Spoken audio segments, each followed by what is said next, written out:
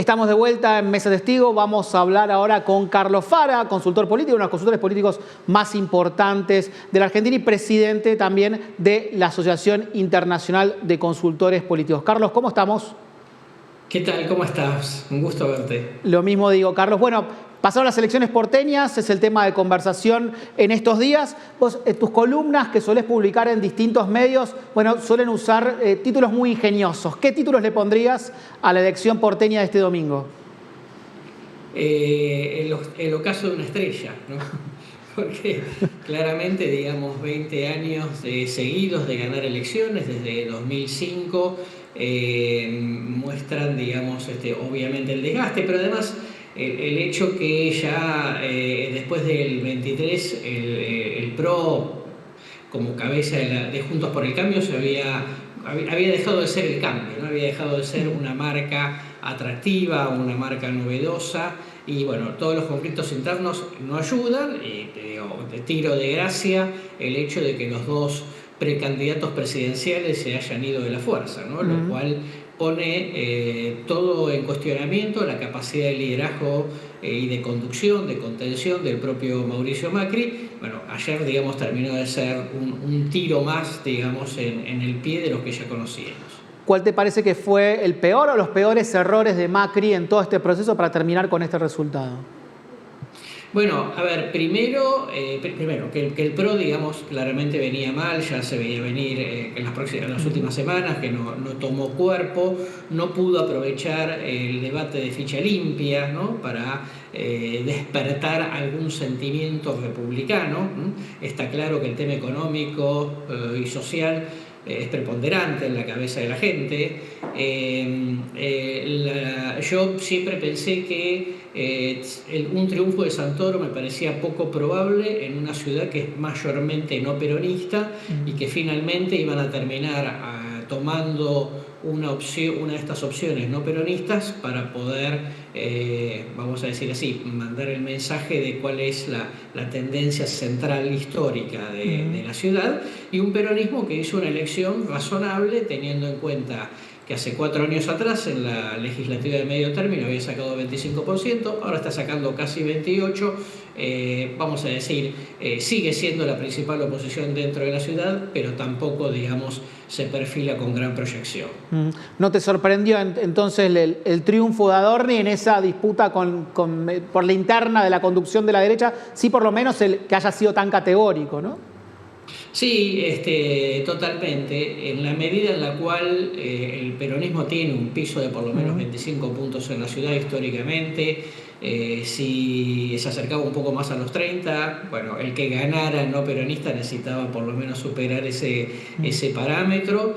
Y luego, bueno, obviamente dos detalles, una múltiple fragmentación, como hace rato no veíamos en la ciudad, entre otras cosas de la mano de la desestructuración de Juntos por el Cambio y el desgaste del PRO, y después, bueno, lo que ya viene acompañando a esta altura una tendencia nacional que arrancó en Santa Fe, que tiene que ver con la baja participación y que está claro que no tiene que ver ya con un signo político en el gobierno local, que digamos que no tiene que ver con un electorado, digamos que sin duda por ahí es el como más informado, más politizado de la Argentina, sino ya tiene que ver probablemente con una tendencia de desafectación de buena parte de la población respecto al sistema político. Carlos, un paréntesis sobre eso, justamente el tema del ausentismo récord que se viene viendo en todas estas elecciones provinciales. Seguramente esto va a llevar, digamos, estudios cualitativos mucho más profundos, pero por lo menos alguna hipótesis de quiénes son socialmente los que no van en términos ideológicos y por qué dejan de ir a votar. A ver, primero está claro que estamos viendo, digamos, niveles de interés en la política muy bajos, ¿no? Para elecciones que no son dramáticas, por lo tanto, digamos, la motivación también es menor, pero yo te diría que lo que le trataría de prestar la atención es si Argentina no entró en una fase cultural política distinta, ¿no? Que significase que si al final el Estado lo que tiene que hacer es marcar reglas de juego, pero cada uno en base, digamos, a su esfuerzo, tiene que arreglárselas como pueda. Entonces, por lo tanto, lo que la política y el sistema haga es menos importante para buena parte de los ciudadanos. Carlos, para cerrar sobre el PRO, ¿ves que marcha hacia la extinción o puede sobrevivir quizás como un partido más marginal, más localizado territorialmente?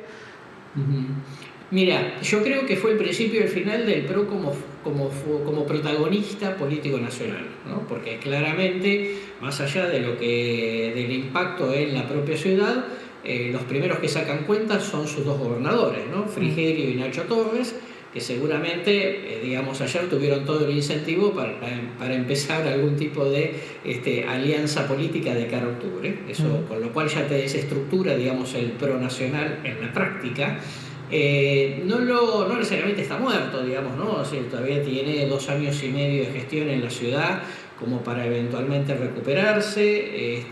Hay que ver, obviamente, digamos, el contexto de qué le pasa a la Libertad Avanza, también qué hace en esta situación, pero sí, ya tal cual lo conocimos, el PRO no volverá a ser, digamos, lo que fue.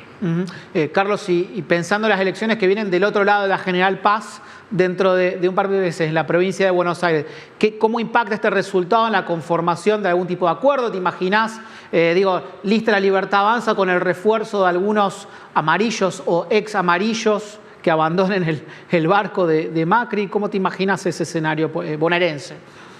Bueno, ya lo dijo Adorni el domingo a la noche, ¿no? Esto es la Libertad Avanza y los que quieran que se sumen, con lo cual, digamos, vamos a decir, la marca violeta no se mancha con amarillos, diríamos, eso por un lado.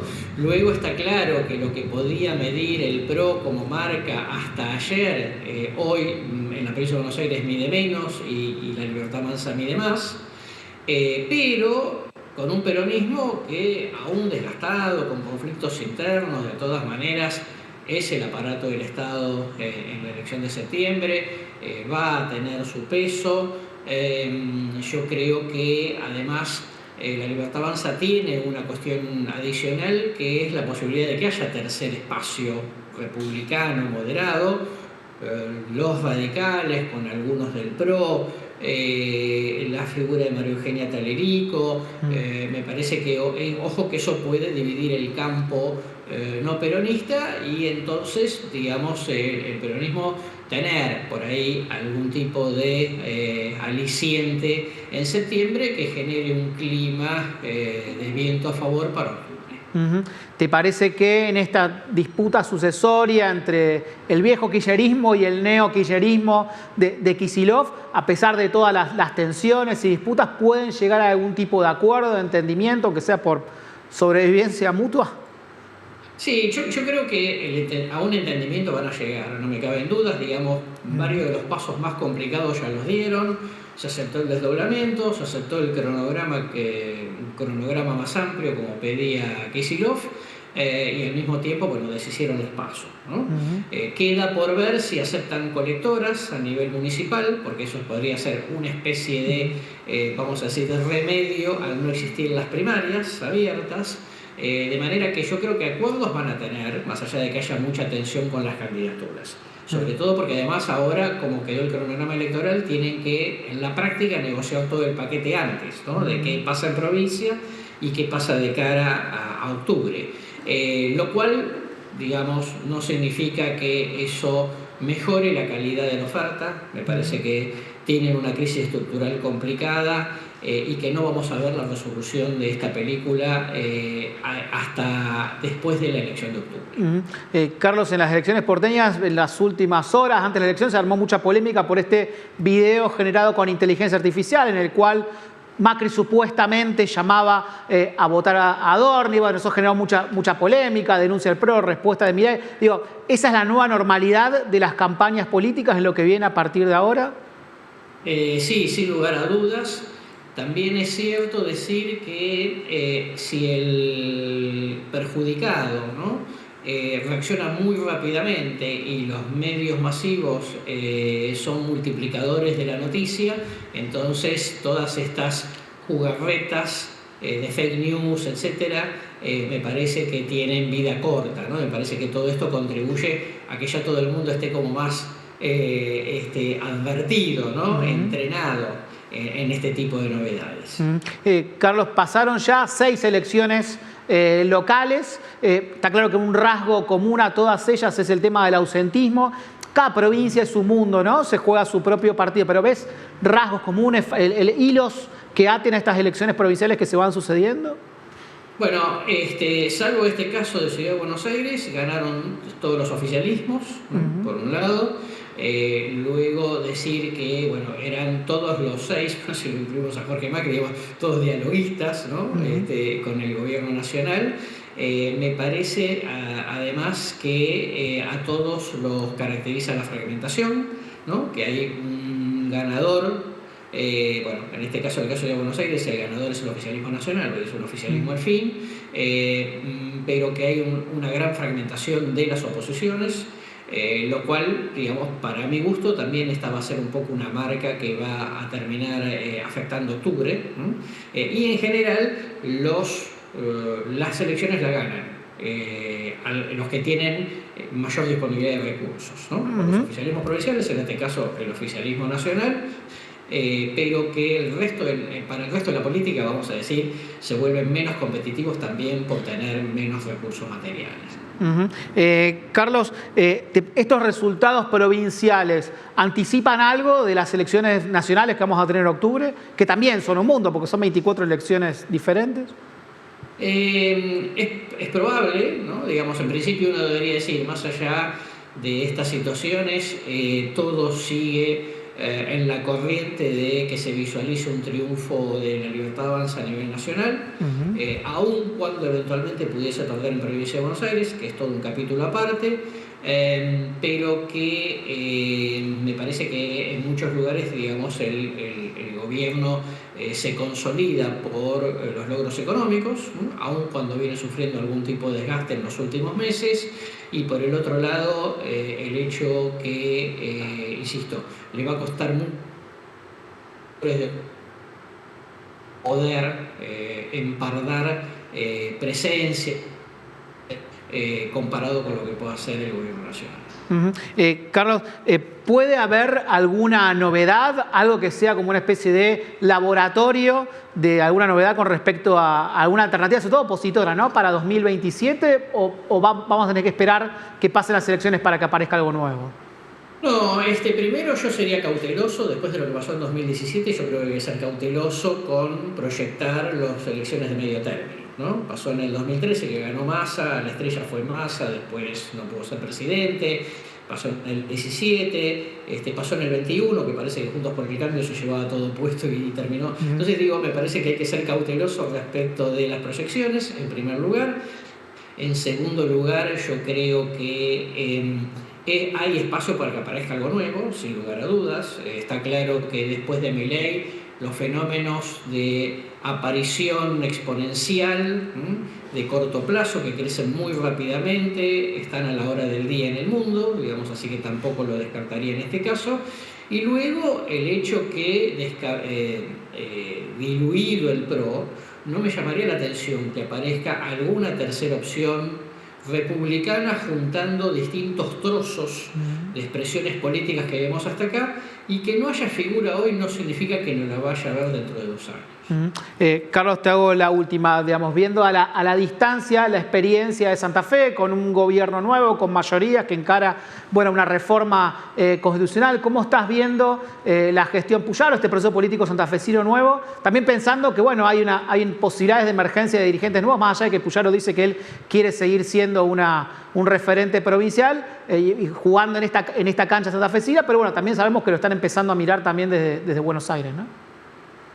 Totalmente. A ver, primero creo que, digamos, más allá de las lecturas políticas que hagamos, que son obviamente para círculos muy reducidos, Puyaro ganó, ¿no? Con comodidad ganó la elección, lo cual, y lo más probable es que obtenga una reforma constitucional a su gusto y placer. Y todo eso consolida políticamente, eso por un lado. Va a tener un test en octubre respecto de cómo se conforma la oferta, ¿no? Teniendo en cuenta que La Libertad Avanza ganó en el 2023. Luego diría que me parece que Puyaro sí creo que piensa, obviamente, digamos, en lo provincial, Pero bueno, nadie descarta, digamos, lo nacional, porque después de la experiencia de la segunda parte del mandato de Macri, en la Argentina siempre es una sorpresa, ¿no? Entonces, digamos, me parece que si la Libertad Avanza se desgasta, me parece que hay algunos sectores, Puyaro, Frigerio, Yarlora, digamos, que van a estar, digamos, asomando la cabeza eventualmente a ver qué pasa, y si no, digamos, está claro, hasta por una cuestión de edad, tiene tiempo Puyaro, digamos, como para preservarse para 2031. Carlos, muchas gracias, un placer como siempre y seguimos en contacto. Igualmente, que tengas linda jornada. Igualmente. Quédense, hacemos una pequeña pausa y ya volvemos con más Mesa Testigo.